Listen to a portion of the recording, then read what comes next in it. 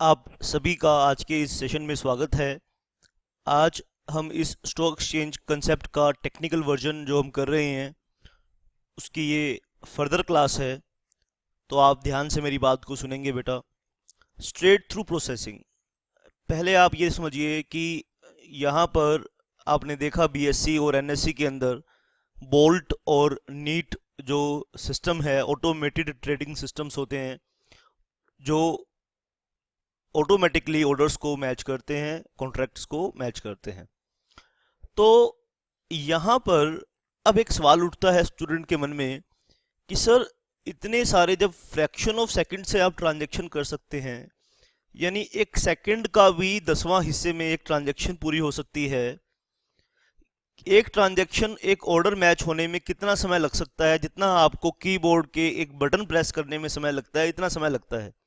यहाँ आपने button press किया और उधर से आपका ऑटोमेटिकली आपका ऑर्डर मैच हुआ और आपकी ट्रांजैक्शन हुई। तो एक ट्रेडिंग डे में, एक स्टॉक एक्सचेंज में पूरा दिन करोड़ों ट्रांजैक्शंस होंगी, और वो करोड़ों ट्रांजैक्शंस हर दिन होंगी, हर रोज होंगी। तो उनका प्रॉपर तरीके से अकाउंट्स कौन मेंटेन करता होगा? कितने सारे एम्प्लॉयज की जरूरत पड़ेगी वो अकाउंट्स को मेंटेन करने के लिए? किसी का लेना, किसी का देना, किसी की नेट पोजीशन, किसी की स्टैंडिंग पोजीशन। आप सोच के देखोगे तो आपका हैरानी की स्थिति में आ जाओगे। You will be amazed that कि ये चीज प्रैक्टिकली पॉसिबल कैसे होती होगी। ये कोई भी इसमें मैनुअल काम नहीं है। स्ट्रेट थ्रू प्रोसेसिंग, यानी जैसे ही एक ट्रांजैक्शन एग्जीक्यूट हुई वो सीधी प्रोसेसिंग में चली जाएगी। यानी उसके ऊपर जितना भी अकाउंटिंग होगा वो कोई मैनुअल इसमें काम नहीं है। ये ये बिल्कुल फौरी तौर पे, बिल्कुल ये एग्जैक्टली सब कुछ इसमें ऑटोमेटेड है। सिस्टम का अपना ऑटोमेटिक सिस्टम है। जैसे ही आप ट्रांजैक्शन करोगे तो वो ट्रांजैक्शन, वो सॉफ्टवेयर उस ट्रांजैक्शन को प्रोसेस कर देगा, और इसी प्रक्रिया को कहते हैं स्ट्रेट थ्रू प्रोसेसिंग। समझ में बात आई कि नहीं आई कि क्या है स्ट्रेट थ्रू प्रोसेसिंग? का मतलब ये है कि जब कोई ट्रांजैक्शन, जब कोई कॉन्ट्रैक्ट एग्जीक्यूट होगा स्टॉक एक्सचेंज के ट्रेडिंग प्लेटफॉर्म पर, तो वो सीधा प्रोसेसिंग की तरफ चला जाएगा, सीधा उस पर प्रोसेसिंग हो जाएगी। और जो भी उस पर मतलब रिकॉर्ड्स हैं, जो भी, देखो, प्रोसेसिंग होगी, रिकॉर्ड्स मेंटेन होंगे, रिकॉर्ड्स का फिर ऑडिट करना होगा, ऑडिट के बाद फिर उसकी रिपोर्ट्स बनानी होंगी। तो ये सब काम कैसे होगा बेटा? ये सब काम ऑटोमेटिक तरीके से होगा। तो आइए इस कंसेप्ट को थोड़ा सा हम सीखें, थोड़ा सा हम समझने की कोशिश करें। The global securities market is passing through an interesting phase driven by globalization of the securities market, technology, innovations, and increasing trade volumes. The financial industry is moving towards straight through processing. ठीक है, straight through processing ये है क्या? Is generally understood to be mechanism. ये straight through क्या है? एक mechanism है। क्या करता है ये सिस्टम, ये मैकेनिज्म क्या करता है? Automates the end to end processing of transaction of financial instrument.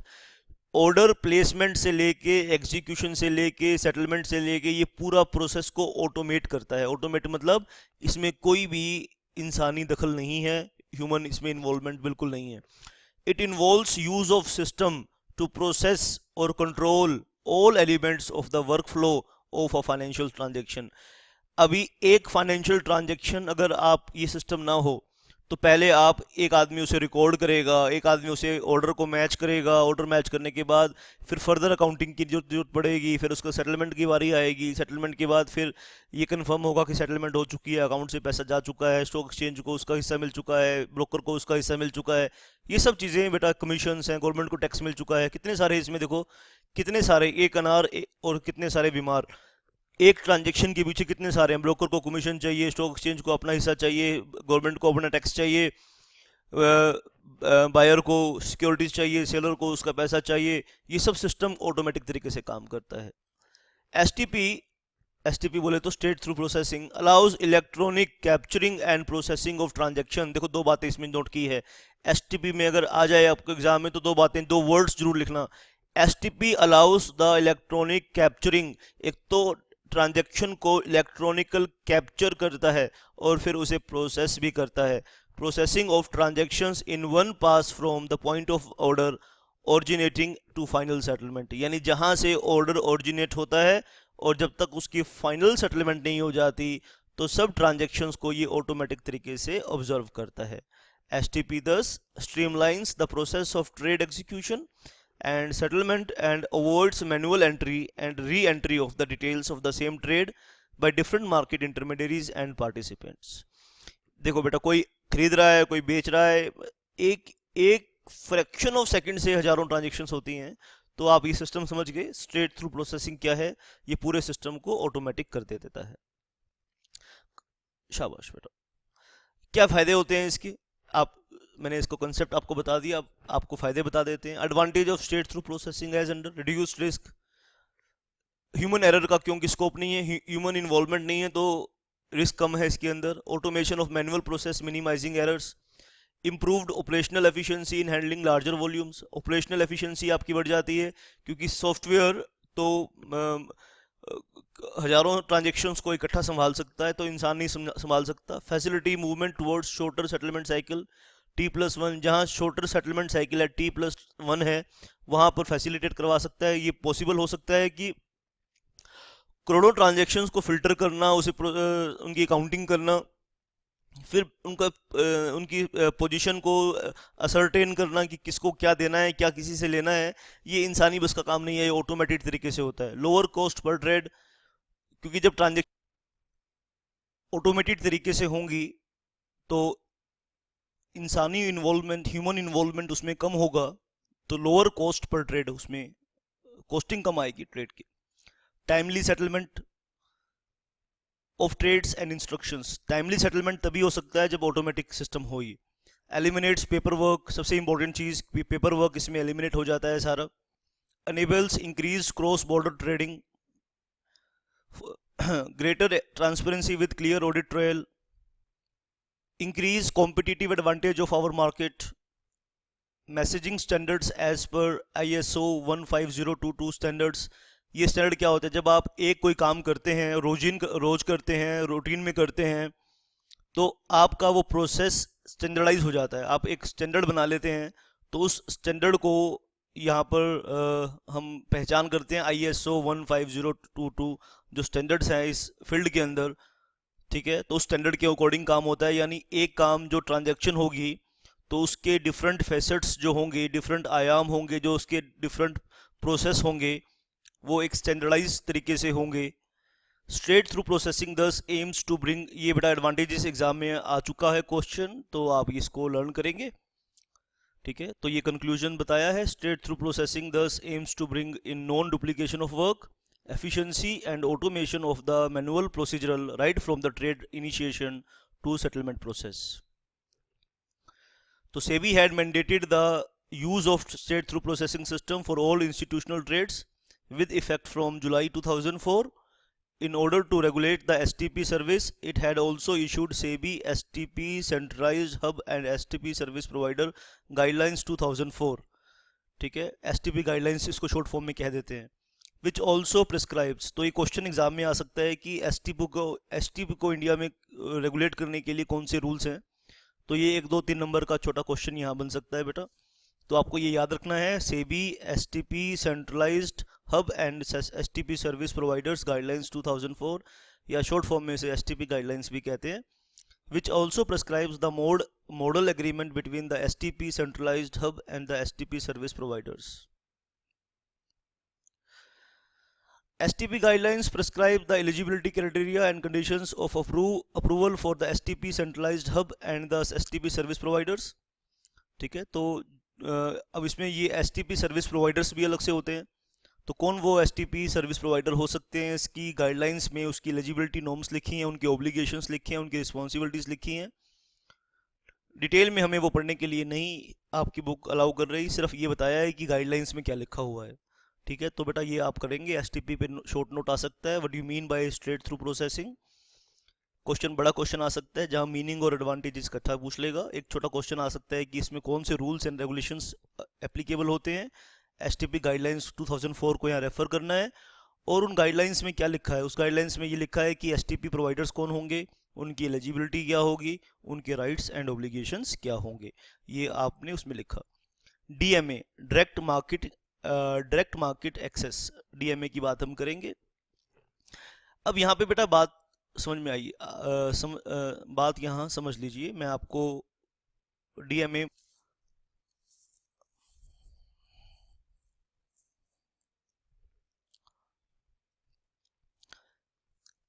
देखो बेटा, स्टॉक एक्सचेंज एक ऐसा प्लेस आपको बताया गया जहां पर लोग इकट्ठा होते हैं, और इंडिया की पहली जो एक्सचेंज है वो कहते हैं एक बरगद के पेड़ के नीचे शुरू हुई थी, और आज का इंफ्रास्ट्रक्चर हमने कितने कई हजारों गुना तरक्की की है। अब स्टॉक एक्सचेंज में जो मेंबर है उसको हम बोलते हैं स्टॉक ब्रोकर, जिसके थ्रू हमने ट्रेडिंग करनी है, ठीक है। अब स्टॉक ब्रोकर अपना ऑफिस अलग से खोल के बैठा हुआ है, ठीक है। उसके पास 8-10 टेलीफोन रखे हैं, ठीक है। आपने ये सीन जरूर टीवी में न्यूज़ में देखा होगा कि इसकी कई सारे स्क्रीन लगा के बैठे हुए हैं, कई सारे फ़ोन लेकर बैठे हुए हैं, उस फ़ोन पे बार बार घंटियां बज रही हैं, एक ही आदमी 4-4 फ़ोनों को संभाल रहा है, ठीक है। देखो बेटा, पहला पड़ाव ये था कि जो ट्रेडर्स थे वो स्टॉक एक्सचेंज में इकट्ठे होते थे।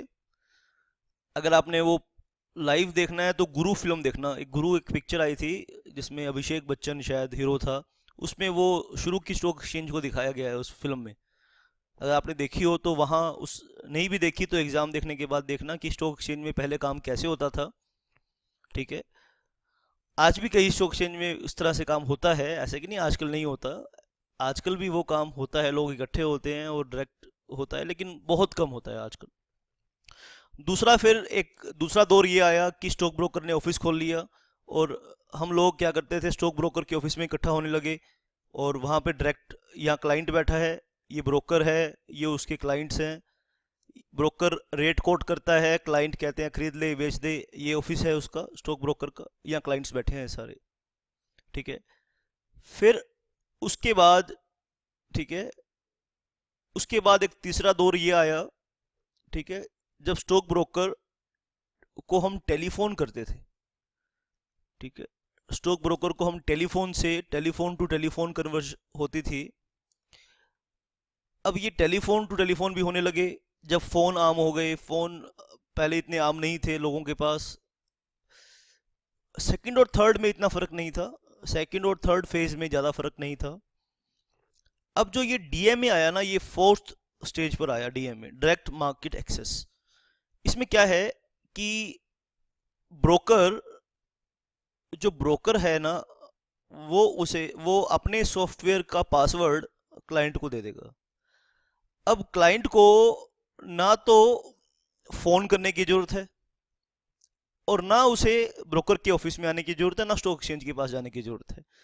क्लाइंट अपना सामने अपना लैपटॉप खोल कर बैठ जाएगा, ये क्लाइंट का लैपटॉप, ये मार्केट चल रही है पूरी इसमें। तो क्लाइंट मार्केट में लैपटॉप लेकर बैठ गया, अपना कंप्यूटर लेकर बैठ गया, और कंप्यूटर पे स्क्रीन पे चल रहा है, ये मार्केट चल रही है पूरी। तो वो यहाँ कीबोर्ड है इसका, कीबोर्ड से अपना बटन प्रेस करेगा। तो ब्रोकर ने जो उसे पासवर्ड दिया है, उसमें उस पासवर्ड के थ्रू ट्रांजैक्शन हो रही है, तो वो ट्रांजैक्शन ब्रोकर के थ्रू हो रही है। इसका मतलब वो इस तरह से सिस्टम मैनेज है कि क्लाइंट यहाँ एक्चुअली वो ट्रांजैक्शन ऑर्डर करा है क्लाइंट ने, लेकिन उस पासवर्ड के चलते हुए वो ट्रांजैक्शन हुई है ब्रोकर के थ्रू। तो इसको बोलते हैं डायरेक्ट मार्केट एक्सेस, यानी आपने क्लाइंट को डायरेक्टली मार्केट का एक्सेस दे दिया, ठीक है। तो मैं दोबारा से बता देता हूँ बेटा, शुरू में स्टॉक एक्सचेंज में लोग इकट्ठे होते थे, फिर ब्रोकर आए, स्टॉक ब्रोकर आए, स्टॉक ब्रोकर ने अपने अलग से ऑफिस खोले, फिर ब्रोकर्स के यहाँ ट्रेडिंग होने लगी, फिर टेलीफोन पे ट्रेडिंग होने लगी, और फोर्थ अब हम जो स्टेज पढ़ रहे हैं डीएमए। डीएमए का मतलब ये है कि ब्रोकर के थ्रू हमें मार्केट का डायरेक्ट एक्सेस हो जाता है, और हम अपने यहाँ कंप्यूटर पे देख सकते हैं कि मार्केट किस किस रेट पे चल रही है। टेलीफोन में और डीएमए में क्या फ़र्क था बेटा, मान लीजिए आपने फ़ोन पर कहा कि भाई मार्केट का क्या भाव चल रहा है, ठीक है। अब यहाँ एक फ्रैक्शन ऑफ सेकंड से रेट ऊपर नीचे हो जाते हैं, ठीक है। ब्रोकर ब्रोकर ने जब अपने एंड पे ऑर्डर प्लेस किया, उस समय प्राइस फ्लक्चुएशन हो जाते थे, तो ब्रोकर और क्लाइंट में झगड़े होते थे। क्लाइंट कहता है कि यार मैंने तेरे को जब बताया तो तूने 89 का बताया, ब्रोकर ने कहा कि जब मैंने तेरे ट्रांजैक्शन को एग्जीक्यूट किया तो रेट इतने का था। तो दोनों में बड़े झगड़े होते थे आपस में। तो मार्केट को स्मूथ और ट्रांसपेरेंट करने के लिए हमने ये क्या टेक्नोलॉजी स्टॉक एक्सचेंजेस ने अडॉप्ट करी, उसे बोलते हैं डीएमए, डायरेक्ट मार्केट एक्सेस। ठीक है, आइए समझने की कोशिश करते हैं। आई थिंक आपको समझ में आई होगी डायरेक्ट मार्केट एक्सेस का मतलब क्या है। कि ब्रोकर आपको सॉफ्टवेयर दे देगा, आपको पासवर्ड दे देगा, आपकी यूज़र आईडी बना देगा। उस यूज़र आईडी पासवर्ड से आप जाएंगे, आप ट्रेडिंग प्लेटफॉर्म पर एंटर करेंगे। ट्रेडिंग प्लेटफॉर्म पर एंटर करेंगे तो एक्चुअली आपको लगेगा कि मैं मार्केट में डायरेक्ट एक्सेस है, लेकिन वो एक्सेस ब्रोकर के थ्रू ही होता है आपका। ठीक है, तो आप जिस रेट पर, अब now you are fully responsible for your trades. आपने मार्केट में जब अपना पुट ऑप्शन डाली है, जब कॉल ऑप्शन डाली है, जब आपने खरीदा है, जब आपने बेचा है, तो उसके लिए जिम्मेदारी आपको है। आपकी किस रेट पे ट्रांजैक्शन हुई है, उस पर पूरी रिस्पॉन्सिबिलिटी आपकी है। ब्रोकर का इसमें कोई रोल नहीं है। ब्रोकर का बस इतना ही रोल है कि वो आपके पार्ट पे सेटलमेंट की गारंटी लेता है। अब सवाल इसमें ये उठता है कि सर जब ब्रोकर का रोल ही नहीं है तो ब्रोकर को बीच में क्यों हमने कमीशन देते हैं बीच में? फिर भाई ब्रोकर का कमीशन क्यों रखा हुआ है? क्यों नहीं क्लाइंट को डायरेक्ट ही स्टॉक एक्सचेंज की मेंबरशिप दे देते? वो इसलिए नहीं दे देते क्योंकि स्टॉक एक्सचेंज तो आपको जानती नहीं है। अब आप लोकल एरिया में बैठे हो, आप यहाँ हरियाणा में अंबाला में बैठे हो, चंडीगढ़ में आप बैठे हो, तो आपको थोड़ी वो बताएगा कि यार स्टॉक एक्सचेंज को पता है कि आप कौन है। ठीक है, तो आपकी जो लोकल गारंटी लेगा, कोई लोकल गारंटर तो होना चाहिए। कल को आप यहाँ करोड़ों की ट्रांजैक्शन खेल के चले जाएं और फिर बाद में हम आपको ढूंढते फिरें कि आप कहाँ गए कहाँ गए। तो इसीलिए आपका जो गारंटर होगा, आपका जो आपकी जो सेटलमेंट की जो गारंटी देगा वो आपका ब्रोकर देगा, इसीलिए ब्रोकर की जरूरत है। तो ट्रांजैक्शन सारी ब्रोकर्स के थ्रू होती हैं, पर इसका मतलब ये नहीं है कि ब्रोकर आपका हाथ पकड़ के ट्रांजैक्शन करवाएगा। Now you are fully responsible for your trades. आइए हम इस चीज़ को समझने की कोशिश करेंगे, डीएमए एक्चुअली है क्या।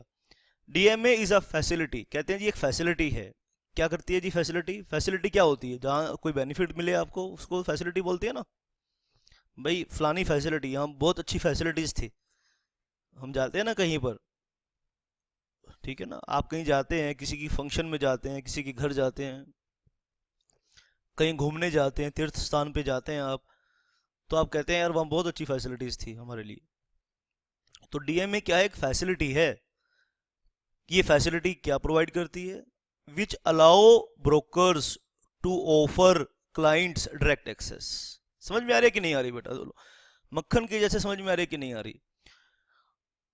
DMA is a facility which allows brokers to offer clients direct access to the exchange trading system through the broker's infrastructure without manual intervention by the broker। अब ट्रेड कहाँ हुआ? स्टॉक एक्सचेंज में हुआ। किसने किया? Trader ने किया। किसके थ्रू किया? ब्रोकर के थ्रू किया। आप देख रहे हैं ना, जो पहली 3 स्टेजेस थी, इसमें ब्रोकर का डायरेक्ट रोल था, ब्रोकर की कलाकारी थी। वो चूना लगाने का पूरा मौका होता था ब्रोकर के पास। चूना लगाने का पूरा ब्रोकर के पास मौका होता था, क्योंकि 1 सेकंड में ही अगर 1000 शेयर का ट्रांजैक्शन करा और उसने सिर्फ 50 पैसे ही इधर उधर कर दिए, तो सोचो 500 रुपए का तमाचा मार दिया ब्रोकर ने क्लाइंट के ऊपर। और ऐसे अगर वो एक ट्रेड पे 500 रुपए कमाए, तो सपोज करो सुबह से लेके शाम तक वो सैकड़ों ट्रांजैक्शन करेगा, तो कितनी मोटी कमाई करता होगा ब्रोकर? आप सोच सकते हैं? आप सोच भी नहीं सकते कि कितनी मोटी कमाई करता था। अगर 50 पैसे का उसने टाका लगाया एक शेयर की रेट में, 10 पैसे का भी टाका उसने लगा दिया, जो कि वो लगाते ही लगाता था अपार्ट फ्रॉम गेटिंग कमीशन। जो ब्रोकरेज वो चार्ज करेगा वो तो करेगा करेगा, अगर उसने एक ट्रांजैक्शन पर 10 पैसे का भी तमाचा मार दिया ना, ठीक है, और 1000 शेयर उसने कर दिए, तो 100 रुपए बन जाते हैं। ठीक है, तो कहने का मतलब ये है कि अब ब्रोकर और का क्लाइंट और एक्सचेंज के बीच में ह्यूमन इंटरवेंशन नहीं है। हाँ, उसका सपोर्ट वैसे उसका है कि ब्रोकर के थ्रू ट्रांजैक्शन हो रही है। सेटलमेंट के टाइम पर कोई भी इसमें डिफॉल्ट नहीं होगा, ब्रोकर का बस इतना रोल रह गया है। यानी ह्यूमन रोल नहीं है ब्रोकर का। आइए बच्चों, डीएमए को मैं दोबारा से आपको बता रहा हूं क्या है ये। Some of the advantage offered by DMA are direct control of clients over orders, faster execution of the client orders, reduced risk of errors associated with manual order entry, greater transparency। देखो transparency नहीं थी, client was totally dependent upon the honesty of the trader, honesty of the broker। अब greater transparency है, increase liquidity है, lower impact cost. Impact cost क्या होती है? एक ट्रांजेक्शन को एग्जीक्यूट करने की कॉस्ट, इम्पैक्ट कॉस्ट कम हो गई, larger orders, better audit trails and better use of hedging and arbitrage opportunities. Arbitrage opportunities better मिली हैं। आप कंपेयर कर सकते हैं मार्केट्स को। आर्बिट्रेज मैंने पहले भी बताया कि क्या होता है आर्बिट्रेज। आर्बिट्रेज क्या होता है कि जब डिफरेंट मार्केट्स को कंपेयर करते हैं, एक शेयर एनएससी में भी लिस्टेड है, बीएससी में भी लिस्टेड है, ठीक है, एनएससी और बीएससी का जो प्राइस डिफरेंस आप कमाते हैं उसे आर्बिट्रेज कहते हैं, ठीक है। तो while ensuring conformity with the provisions of the Security Contract Regulation Act 1956। अब इसमें सबसे बड़ी बर्डन ये था कि स्टॉक एक्सचेंज जो हमारे जो मेन जो एक्ट था वो है एससीआरए एक्ट। एससीआरए एक्ट की प्रोविजंस को ब्रीच ना हो इस तरह का कोई सिस्टम बनाना था, ठीक है। तो उन कंडीशंस को पूरा करते हुए ये सिस्टम बनाया है। Application for direct market access facility, ठीक है बेटा। ये सारा काम कैसे होता है,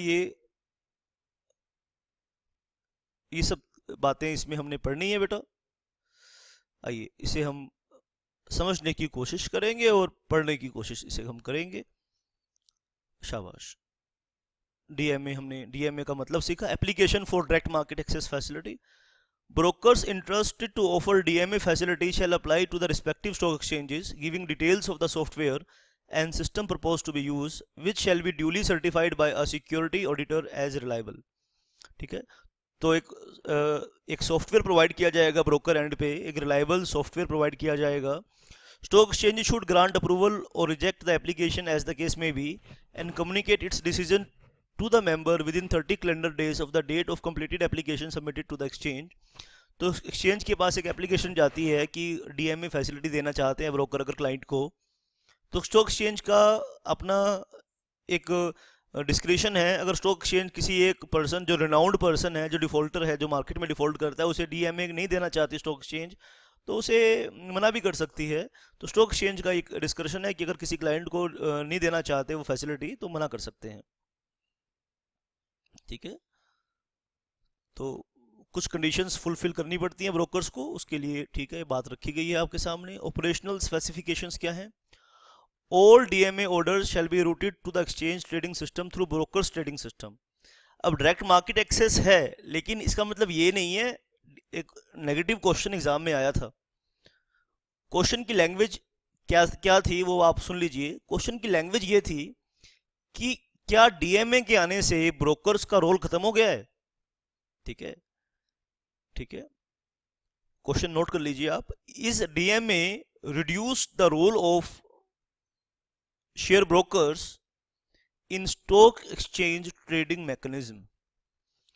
इज डीएमए, लिख लीजिए क्वेश्चन बेटा बोल रहा हूं वो लिख लीजिए।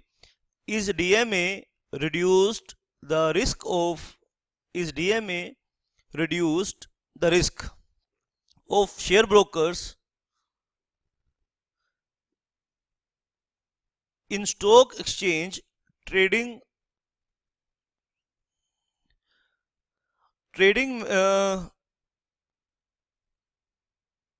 mechanism। is DMA reduce the share brokers role in stock exchange trading mechanism। आइए इस बात को हम जरा समझेंगे। The broker server routing DMA orders to the exchange trading system shall be located in India। The broker जो server है, जो ब्रोकर सर्वर जिस रूटीन डीएमए ऑर्डर एक्सचेंज में जाएंगे, देखो यहाँ आप अपने कंप्यूटर से ऑर्डर जो प्लेस करेंगे वो कहीं ना कहीं सर्वर पर तो जाएंगे। अब वो सर्वर जो है वो इंडिया में बेस्ड होना चाहिए। Broker should ensure sound audit trail for DMA orders and trades and able to provide identification of actual user ID for all such orders and trades। ठीक है। अब यहाँ पर स्टॉक एक्सचेंज के लिए सबसे बड़ा कंसर्न ये है कि अगर यहाँ ब्रोकर फ्रॉड करना शुरू कर दे, यानी फेक आईडीज के साथ ऑर्डर प्लेस करना शुरू कर दे, तो स्टॉक एक्सचेंज में बहुत बड़े लेवल पर घोटाला हो सकता है। तो इसीलिए स्टॉक एक्सचेंज कभी भी ऑडिट करेगा, जो किसी भी ब्रोकर का कभी भी उसकी ट्रांजैक्शंस का ऑडिट करेगा, तो ऑडिट स्टॉक एक्सचेंज अपने ऑडिट ट्रायल के लिए रेडी रहेगा। अपने प्रॉपर अपने जो उसके ट्रांजैक्शंस हैं उसका सब रिकॉर्ड्स प्रॉपर तरीके से मेंटेन करेगा। Exchange shall maintain statistical data on DMA trades and provide information on the same to SEBI on a need basis. DMA shall have sufficient security features including password protection for the user ID, automatic expiry of the password. अब इसमें क्या होगा कि password के लिए जैसे एक मैं आपको बताता हूँ, इंडिया बुल्स वाले एक मशीन देते हैं, ठीक है। Every time you enter into the DMA software, वो मशीन एक सॉफ्टवेयर करके देगी, एक मशीन देते हैं हाथ में। अभी आजकल पता नहीं देते कि नहीं देते। तो वन ऑफ माई फ्रेंड जो इंडिया बुल्स के थ्रू ट्रेडिंग करता था, तो वो उसको देखते थे कि वो हर बारी मशीन से एक पासवर्ड जनरेट करता था और उस पासवर्ड से डीएमए उसको एक्सेस मिलती थी। तो ये टेक्नोलॉजिकल ऑपरेशनल एफिशिएंसी बताई है कि पासवर्ड प्रोटेक्शन के लिए, यूजर आईडी प्रोटेक्शन के लिए, ये सब चीज़ें बेटा आप ध्यान से पढ़ेंगे। ऑपरेशनल स्पेसिफिकेशन दिया है। Client authorisation and broker client agreement होगा इसमें बेटा। डीएमए की फैसिलिटी के लिए ब्रोकर और क्लाइंट के बीच में एक एग्रीमेंट होगा। Exchange shall specify from time to time the categories of investors to whom the DMA facility can be extended. Initially the permission is restricted to institutional clients. शुरू में सिर्फ institutional clients को मिलती थी। Broker shall specifically authorize clients for providing DMA facility after fulfilling know your client requirements, KYC requirements बोलते हैं, and carrying out due diligence regarding clients credit worthiness, risk taking ability, track records of compliance and financial soundness. Broker shall ensure that only those clients who are deemed fit and proper for this facility are allowed to access to DMA facility.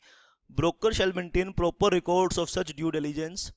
Individual users at the client end shall also be authorized by the broker based on minimum criteria.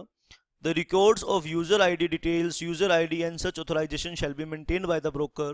ये बताया गया बेटा, broker और client के बीच में एक agreement होगा जिसमें कैसे वो सब चीज़ों को ट्रांसपेरेंट तरीके से मेंटेन करेंगे। ये आप पढ़ लेंगे बेटा। कोई भी इसमें डाउट है तो आप पूछ लेंगे मेरे से, कोई भी इसमें आपको डाउट है। रिस्क मैनेजमेंट की बात करेंगे, ठीक है। ये brokers to be liable DMA trade, risk कैसे इसमें मैनेज करते हैं। The broker shall ensure the trading limits, exposure limits, position limits are set by all DMA clients based on the risk assessment, credit quality available, margins of the client. तो इसके लिए client को अपने margin money deposit करवाने पड़ते हैं, उसकी एक लिमिट बनाई जाती है कि कितना वो रिस्क बियर कर सकता है। Broker system shall have appropriate authority level to ensure that the limits can be set up only by the persons authorised by the risk compliance manager. Broker shall ensure that all DMA orders are routed through the electronic automated risk management system of the broker to carry out appropriate validation of the risk parameters including quantity, limits, price, risk change. मतलब जो भी client और broker के बीच में agreement होगा तो कितना मार्जिन मनी ब्रोकर जमा कराएगा, कितना क्लाइंट जमा कराएगा ब्रोकर के पास, उसकी लिमिट कितनी फिक्स होंगी, उसके लिए प्रोफेशनल्स सारा ये काम करेंगे। तो इस तरह से रिस्क को मैनेज करके चलेंगे, यानी क्लाइंट के मार्जिन मनी के ऊपर ही उसकी लिमिट बनाई जाएगी, उसकी क्रेडिट वर्थिनेस देखेगी कितना उसकी रिस्क कैपेसिटी है, उसके अकॉर्डिंग उसकी लिमिट बनाई जाएगी। तो इससे डिफ़ॉल्ट चांसेस कम हो जाएंगे। अगर डिफ़ॉल्ट होंगे तो उसके लिए, अगर मान लीजिए यहाँ डिफ़ॉल्ट होता भी है तो इसके लिए हु शैल बी रिस्पॉन्सिबल, इसके लिए ब्रोकर शैल बी रिस्पॉन्सिबल, ठीक है। तो ध्यान से आपने बात समझनी है। तो ब्रोकर अपने लेवल पर ये चीज़ें मैनेज करेगा। तो all DMA orders shall be subject to following limits: order quantity, order value limit in terms of price, quantity specified for the client, all the position limits which are specified in the derivative segments as applicable, net position that can be outstanding so as to fully cover the risk emanating from the trades with the available margins of the specific clients, appropriate limit of the securities which are subject to FII's limits as specified by RBI.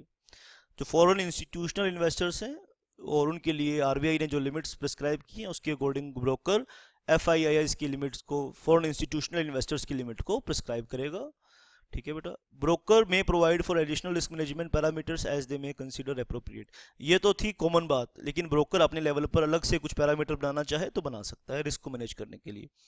तो ये question बेटा आ सकता है। आज की class बेटा बहुत important है, इस जो भी आज की क्लास में हमने डिस्कस किया आपके आपके साथ, वो सब चीज़ें बेटा बहुत इंपॉर्टेंट है। स्ट्रेट थ्रू प्रोसेसिंग को डिस्कस किया है आपके साथ। स्ट्रेट थ्रू प्रोसेसिंग बेटा बहुत इंपॉर्टेंट कंसेप्ट है, उसके क्या एडवांटेजेस हैं, स्ट्रेट थ्रू प्रोसेसिंग के लिए क्या इंडिया में रूल्स रेगुलेशंस हैं, उन रूल्स एंड रेगुलेशंस में क्या बातें लिखी हुई हैं, ये लिखा हुआ है इसमें। डीएमए हमने पढ़ा, direct market access application for DMA facility किस तरह से अप्लाई होगा। इसमें ऑपरेशनल स्पेसिफिकेशंस क्या है, कैसे ये चीज़ पॉसिबल होती है। Client authorisation and broker agreement के बीच में, क्लाइंट और ब्रोकर के बीच में क्या एग्रीमेंट होता है, ये सब चीज़ें आपने पढ़ी। रिस्क मैनेजमेंट कैसे करते हैं, ये बात पढ़ी। Broker to be liable for DMA trades, the broker shall be fully responsible and liable for all trade orders emanating through the DMA system. Responsibility of the broker, यानी क्या कहना चाहते हैं कि ब्रोकर की रिस्पॉन्सिबिलिटी है, डीएमए देने के बाद ब्रोकर अपनी रिस्पॉन्सिबिलिटी से पीछे नहीं हट सकता। वो ये नहीं कह सकता कि देखो भाई ये तो ट्रेडर का डायरेक्ट एक्सेस है। ब्रोकर का रोल, ब्रोकर का मैनुअल रोल जो कम हो गया है, लेकिन उसका लीगल जो रोल है वो अभी भी एज इट इज मेंटेन्ड है। Cross trades, brokers using DMA facility for routing clients order shall not be allowed to cross trades of their clients with each other. Cross trades broker नहीं करा सकता, यानी मैं खरीदना चाहता हूँ, बेचना चाहता हूँ, आपके आपके और मेरे ऑर्डर को मैच ब्रोकर नहीं करा पाएगा, ये तो ऑटोमेटेड होगा। क्रॉस ट्रेड्स अलाउड नहीं है। डीएमए, जो क्लाइंट्स डीएमए यूज कर रहे हैं, डीएमए उनके लिए बात कर रहे हैं। Brokers using DMA facility for routing clients order shall not be allowed to cross trades of their clients with each other. All order must be offered to the market for matching, यानी जितने भी orders होंगे वो market उसको match करेगी, system match करेगा, bolt या need system उसे मैच करेगा, ठीक है, ब्रोकर उसे मैच नहीं करेगा। In addition to the requirement of mentioned above, all existing obligations of the broker as per current regulations and circulars will continue without change.